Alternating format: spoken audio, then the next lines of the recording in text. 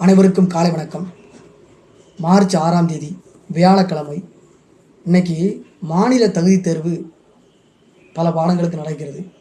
அதில் காலையில் தமிழுக்கும் நடக்கிறது, மாலையில் மதிய வேளையில் நூலகம் மற்றும் தகவல் அறிவியல் பாடத்துக்கும் நடக்கிறது. அனைத்து தேர்வர்களும் நன்றாக தேர்வு எழுதி மாநில தகுதி தேர்வில் தேர்ச்சி பெற வேண்டும் என கேட்டுக்கொண்டு இந்த நாளை நாம் இனிதே தொடங்கி வைக்கிறோம். மார்ச் 6ஆம் தேதி வியாழக்கிழமை. இத்தாலிய மறுமலர்ச்சியின் தந்தை புவோனோ ரோட்டி சிமோனி. புவோன ரோட்டி சிமோனி புவோன ரோட்டி சிமோனி இத்தாலிய மறுமலர்ச்சி ரீ அசைனன்ஸ் அதோட தந்தை. அதோடு அது இல்லை, ரீ அசைனன்ஸ்னு ஆங்கிலத்தில். இத்தாலிய மறுமலர்ச்சியின் தந்தை. இத்தாலிய மறுமலர்ச்சி கால ஓவியர், சிற்பி, கட்டடக்கலை வல்லுநர், கவிஞர் என பன்முகத்திறன் கொண்ட மைக்கலாஞ்சலோ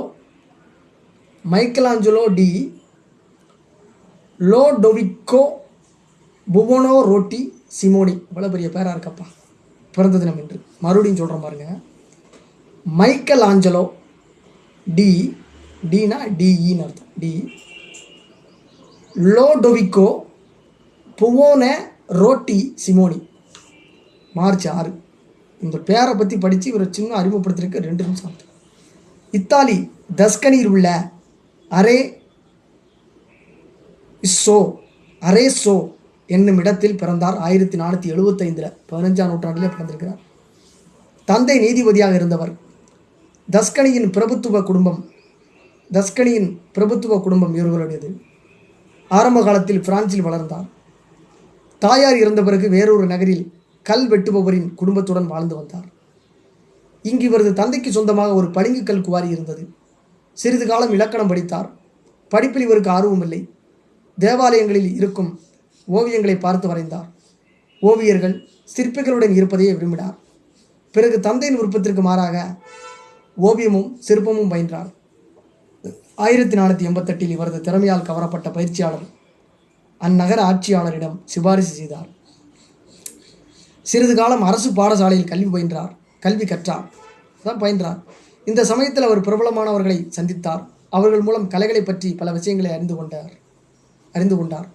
தனது 21 வயதில் ரோம் நகருக்கு சென்றார். ரோமானிய கடவுள் பாக்கஸின் சிலையை வடித்தார். தனது 24வது வயதில் இவர் வடித்த பியேட்டா சிற்பம் இயேசுவை தன் மடியில் ஏந்தி துயரத்துடன் காணப்படும் மேரி மாதா. அதுதான் அந்த பியேட்டா சிற்பம்.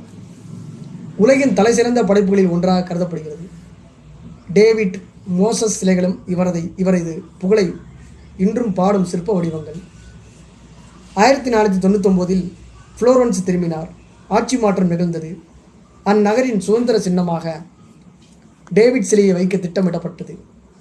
40 ஆண்டுகளுக்கு முன்பு தொடங்கிய பாதியில் நிறுத்தப்பட்டிருந்த இந்த சிலையை முடித்து கொடுக்குமாறு மைக்கலாஞ்சலோ கேட்டுக்கொள்ளப்பட்டார்.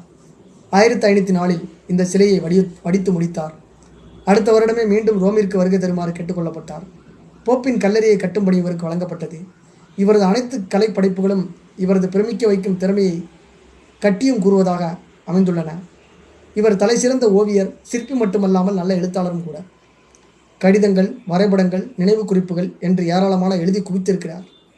ரோம் நகரின் சிஸ்டைன் தேவாலயத்தின் சுவர்களில் இவரது அற்புத ஓவியங்கள் பல இடம்பெற்றிருக்கிறது. இவர் வாழ்ந்த காலத்திலேயே இவரது வாழ்க்கை வரலாற்றை கூறும் 2 நூல்கள் எழுதப்பட்டன என்பது குறிப்பிடத்தக்கது.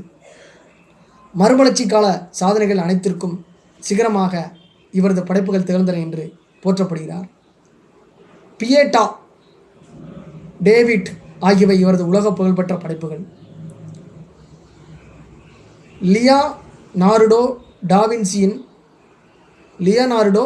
டாவின்சியின் சமகாலத்தவரும் அவருடன் இணைந்து மறுமலர்ச்சி கால தந்தை என்று போற்றப்பட்டவருமான மைக்கலாஞ்சலோ 1564 தனது 89வது வயதில் மறைந்திருக்கிறார். பிறந்தது 1475 15ஆம் நூற்றாண்டு. இறந்தது 16ஆம் நூற்றாண்டோட பிற்பகுதியில். முக்கியமான ஒரு ஆளுமை தான். பெரிய பேராக வச்சிருக்கிறாரு. ஓவியத்தில் சிறந்து விளங்கியிருக்கிறாரு.